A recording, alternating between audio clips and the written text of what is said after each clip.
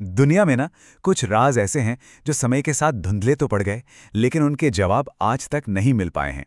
इतिहास के पन्नों में कुछ ऐसी पहेलियां छिपी हुई हैं जिनका हल सच में किसी के पास नहीं है। तो सवाल यही उठता है कि क्या ये सब सिर्फ इतिहास में हुई कुछ गलतियां हैं, या फिर ये एक ऐसा सच है जिसे हम आज तक समझ ही नहीं पाए हैं। चलिए इन रहस्यों की दुनिया में उतर कर देखते हैं। शुरुआत कुछ ऐसी चीजों से करते हैं जो हमारी समझ से बिल्कुल परे हैं। सबसे पहले बात करेंगे एक ऐसी किताब की जो एक इतनी अजीब भाषा में लिखी गई है कि आज तक उससे कोई भी पढ़ नहीं पाया। फिर हम देखेंगे कुछ ऐसे विशाल कंस्ट्रक्शंस जो अपने जमाने की टेक्नोलॉजी से इतना आगे थे कि उन्हें बनाना लगभग नामुमकिन सा लगता है। और हाँ, हम उन लोगों और जहाज़ों के बारे में भी जानेंगे जो बिना कोई निशान छोड़े हमेशा हमेशा के लिए गायब हो गए। तो हमारी पड़ताल का पहला पड़ाव है खोया हुआ ज्ञान। कुछ ऐसी कलाकृतियां जो साफ इशारा करती हैं कि हमारे पूर्वज शायद हमसे कहीं ज्यादा जानते थे। यहां दो चीजें हैं जो खोए हुए ज्ञान की दो अलग अलग कहानियां बताती हैं। एक तरफ तो है एक किताब ज्ञान से भरी हुई, पर हम इसे पढ़ ही नहीं सकते, और दूसरी तरफ है एक मशीन जिसमें ऐसा ज्ञान था जिसके होने का हमें अंदाजा तक नहीं था।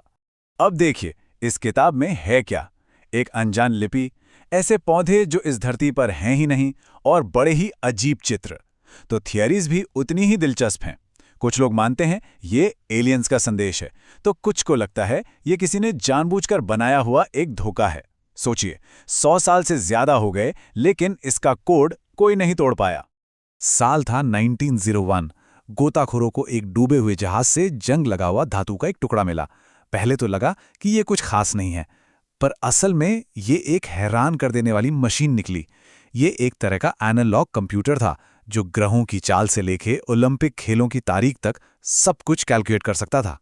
तो सबसे बड़ा सवाल यही है कि अगर 2000 साल पहले इतनी एडवांस टेक्नोलॉजी मौजूद थी, तो फिर वो ज्ञान इतिहास से अचानक गायब कैसे हो गया? क्या ये किसी खोई हुई सभ्यता की आखिरी निशानी थी? अब आगे बढ़ते हैं उन विशाल प्राचीन स्मारकों की तरफ जो शुरुआती इंजीनियरिंग की हमारी सारी समझ को ही चुनौती देते हैं। पेरू के रेगिस्तान में जमीन पर बहुत बड़ी बड़ी आकृतियां बनी हैं जिन्हें सिर्फ आसमान से ही देखा जा सकता है। अब सोचिए, कोई पूरी सभ्यता ऐसी कला क्यों बनाएगी जिसे वो खुद जमीन से देख भी नहीं सकती थी? क्या ये सितारों का नक्शा था, या फिर एलियंस के लिए कोई संदेश? कोई नहीं जानता। गीजा के पिरामिड तो हमेशा से ही एक रहस्य रहे हैं, पर बात यहीं खत्म नहीं होती। अभी हाल ही में 2017 में वैज्ञानिकों ने कॉस्मिक किरणों का इस्तेमाल किया। ये किरणें पत्थर के आर पार देख सकती हैं, और उन्हें ग्रेट पिरामिड के अंदर एक बहुत बड़ी छिपी हुई खाली जगह मिली। आज तक कोई नहीं जानता कि इसका मकसद क्या था। अच्छा, अब बात करते हैं ईस्टर आइलैंड की मोई मूर्तियों की। इनमें से कुछ मूर्तियों का वजन 80 टन तक है, मतलब कई बड़े बड़े ट्रकों के वजन के बराबर।